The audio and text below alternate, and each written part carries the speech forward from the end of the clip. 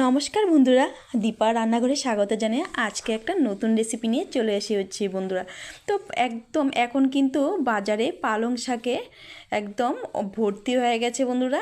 তো পালং শাকের তো বিভিন্ন রকমের রেসিপি করে খাচ্ছ। তো বন্ধুরা, এইভাবে করে পালং শাকের এই রেসিপিটা একবার করে দেখো, ছোট বড় সবাই কিন্তু চেয়ে খাবে কিন্তু। তো চলো শুরু করা যাক। এখানে নিয়েছি দুটো বেগুন, সিম, ফুলকপি একটা আর পালং শাক।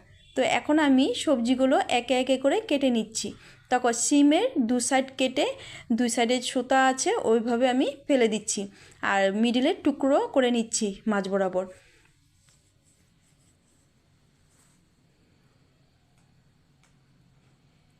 তো যে যেই সিমটা একটু বড় বড় আছে ওটা আমি 3 টুকরা দিচ্ছি, আর যেটা ছোট আছে ওটা আমি মিডিলে টুকরো করে দিচ্ছি।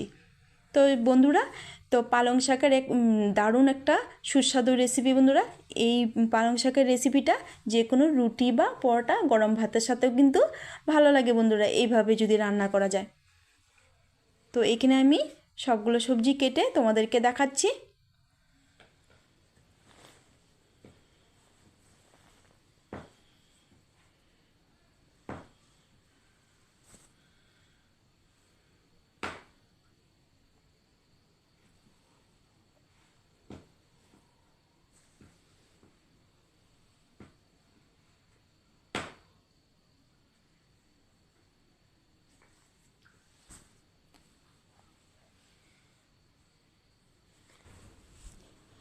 তো বন্ধুরা দেখো, এখানে আমার বেগুনটা কাটা হয়ে গেছে। দুটো বেগুন নিয়েছি আমি। এখানে তোমরা মোটা বেগুনগুলো দিতে পারো কিন্তু। তো পালং শাকের রেসিপিতে কিন্তু একটু বেগুন পড়লে ভালো লাগে বন্ধুরা। তো এখন আমি পালং শাকটাকে কেটে নিব বেগুনটা কাটার পর।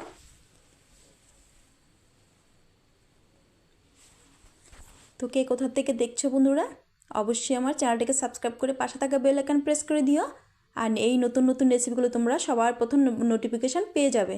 তো এখানে দেখো পালং শাকগুলো বেছে কেটে নিচ্ছি সুন্দর করে। তো এখন আমি একটা গ্যাসের উপরে কড়াই বসিয়ে দিয়েছি, দিয়ে দিব সর্ষের তেল। এই পুরো রান্নাটা আমি সর্ষের তেলে করব। দিয়ে দিলাম সর্ষের তেল। এখন দিয়ে দিব ফোড়নে শুকনো লঙ্কা, ও সরি, প্রথমে আমি বড়িগুলো ভেজে নেব। এখানে আমি কিছুটা বড়ি দিয়েছি, এগুলো বিউলির ডালের বড়ি। তো আমার এটা ঘরেই তৈরি করা এই বড়ি, আমি বানিয়েছিলাম। তো বড়িগুলো লাল লাল করে ভেজে নিয়েছি।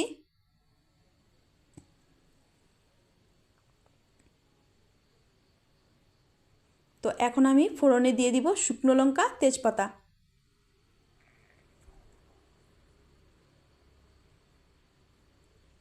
খেতে কিন্তু দারুণ সুস্বাদু হয় এইভাবে কিন্তু পালং শাকের রেসিপিটা করলে বন্ধুরা। হালকা তেল মশলায় দারুণ সুস্বাদু হয় রুটি, পরোটা, গরম ভাতের সাথে। তো এখন দিয়ে দিলাম পাঁচফোড়ন। একটু হালকা পাঁচফোড়নটা ভাজা হলে এখন দিয়ে দিব কেটে রাখা টুকরো করা আলু। আলুটাকে একটু হালকা ভেজে নেব।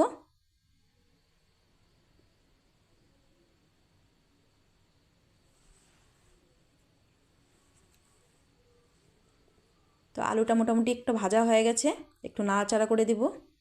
এখন আমি দিয়ে দিলাম কেটে রাখা সিম। তো একবারে কিন্তু আমি সবজিগুলো দেব না, এখানে আমি সিম বেগুন দিয়ে একটু হালকা ভেজে নেব। আর দিয়ে দিচ্ছি একটা টমেটো।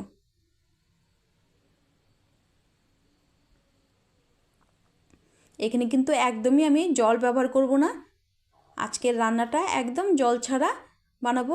এখনকার দিনে বাচ্চা কাচ্চারা সবজি খেতেই চায় না বন্ধুরা, কিন্তু এভাবে রান্না করে দিলে বাচ্চারাও কিন্তু চেয়ে খাবে বন্ধুরা। তো একটু ঢাকা চাপা দিয়ে দিচ্ছি। সবজিটা কিন্তু এইভাবে ঢাকা চাপা দিয়ে আমি সেদ্ধ করে নেব। এখন দিয়ে দিব আমি কেটে রাখা ফুলকপি। শীতের এই সবজি দিয়ে পালং শাকের রেসিপিটা একবার করো বন্ধুরা।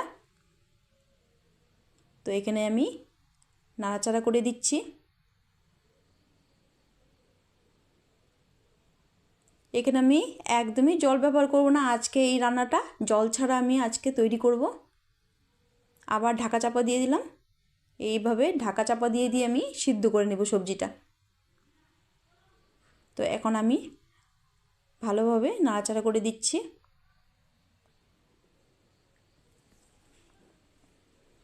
এখন দিয়ে দিব পরিমাণ মতো নুন, দিয়ে দিব কালারের জন্য হলুদ, সুন্দরভাবে মিক্স করে নেব। তো আমার নতুন পুরনো বন্ধুদেরকে অসংখ্য অসংখ্য ধন্যবাদ, অনেক অনেক ভালোবাসা আমাকে এতটা সাপোর্ট করার জন্য, আমার পাশে থাকার জন্য। এইভাবে আমার পাশে থাকবে, আমিও সবার পাশে আছি। তো সুন্দরভাবে মিক্স করে নিয়েছি। সবজি থেকে কিন্তু একটু জল বেরিয়েছে, দেখো। তো দিয়ে দিলাম চেরা কাঁচা লঙ্কা। এই রান্নাটা আমি কাঁচা লঙ্কা দিয়েই করব। এখন কেটে ধুয়ে রাখা পালং শাকটা দিয়ে দিচ্ছি।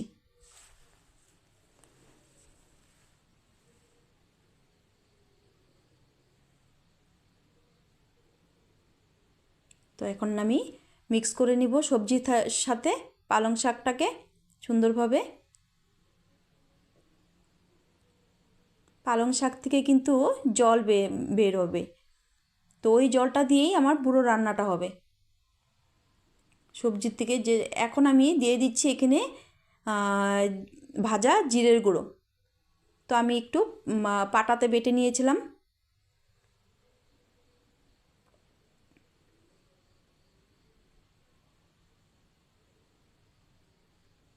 দেখো সবজিটা কিন্তু বেশ মজে গেছে।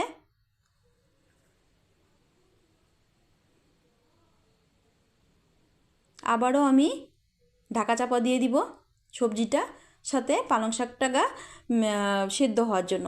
তখন ঢাকা চাপাটা আমি আবার উঠিয়ে দেখাচ্ছি। একদম মজে গেছে, প্রায় হয়ে আসছে আমার।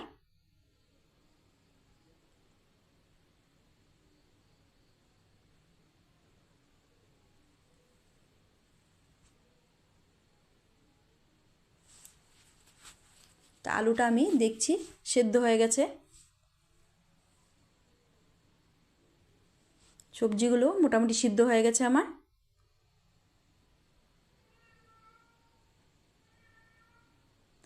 এখন দিয়ে দিব কিছুটা এখানে চাউল ভিজিয়ে বেটে দিয়ে দিলাম। এটা আমার মা কিন্তু এইভাবেই বানায়, এই পালং রেসিপিটা কিন্তু আমার মা এইভাবেই বানায়। আর এখন বড়িগুলোও দিয়ে দিয়েছি। গোবিন্দভোগ চাউল আমি একটু ভিজিয়ে রেখেছিলাম আর পাটাতে বেটে এটা দিয়ে দিলাম। এটা কিন্তু অবশ্যই দিবে বন্ধুরা নামানোর আগে। আমার মা এইভাবেই কিন্তু বানায় পালং শাকের রেসিপিটা, তো আমার মার থেকেই শেখা। বেশ মাখো মাখো হবে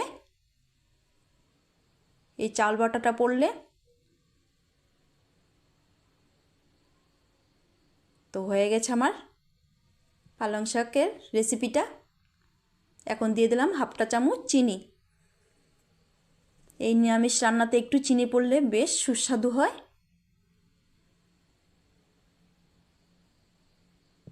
তো এখন আমার মোটামুটি হয়ে গেছে। এখন আমি দিয়ে দিব কিছুটা ফ্রেশ ধনেপাতা কুচানো।